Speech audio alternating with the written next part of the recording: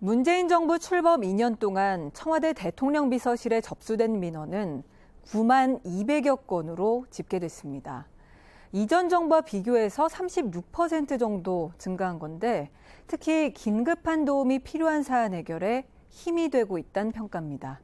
정유림 기자가 취재했습니다. 인천의 한 초등학교입니다. 학교 앞 여기저기 특고합선 설치를 반대하는 현수막이 보입니다. 이 초등학교 바로 옆길에 이미 15만 4천 볼트의 고압선이 묻혀 있는데 한국전력이 지난해 추가 송전선로 매설 계획을 밝히면서 논란이 불거졌습니다. 지역 주민들은 기존에 매설된 고압선도 아이들의 건강을 위협하고 있어 추가 매설을 수용할 수 없다고 밝혔습니다. 주민들은 촛불 집회도 불사했습니다. 저도 이 촛불 집회에 나온 적이 있는데 이 문제가 빨리 해결됐으면 좋겠어요. 좀처럼 풀릴 기미가 보이지 않던 고압선 매설 문제는 이 학교 교직원과 학생이 청와대에 보낸 손편지를 계기로 조금씩 풀리기 시작했습니다. 민원 발생 후 국민권익위원회의 조정에 따라 한전은 초등학교 일대 전자파 측정 조사를 벌였고 그 결과 고압선 전자파가 이 학교 학생들에게 미치는 영향이 적은 것으로 나타났습니다.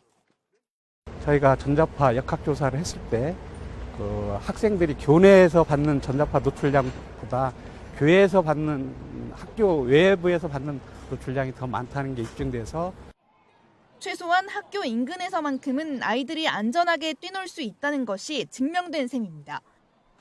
다만 학교에 한정해 조사가 이뤄졌기 때문에 지역 주민들과 이견을 좁히는 노력은 계속될 것으로 보입니다. 문재인 정부 출범 2년간 청와대 대통령 비서실에 접수된 민원은 총 9만여 건. 청와대 국민청원이 생기면서 기존의 민원 접수 창구가 유명무실해질 수 있다는 우려도 있었는데 그렇지 않았습니다. 문 대통령은 취임 후 줄곧 사회적 취약계층의 목소리에 각별히 관심을 쏟아왔습니다. 이러한 맥락에서 민원을 처리하는 부서 직원들에게도 한 명 한 명이 문재인이다라는 마음으로 일하길 주문한 것으로 알려졌습니다.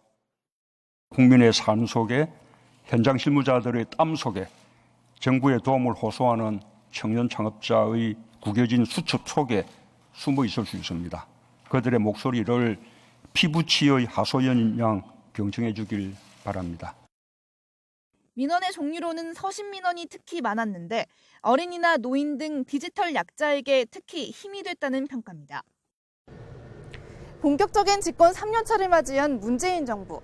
사회적 취약계층의 소통 창구라고 할 수 있는 민원 서비스의 만족도가 비교적 높은 만큼 순기능은 살리고 부정적인 면은 최소화할 수 있는 방안을 강구할 때입니다. 현장인 정유림입니다.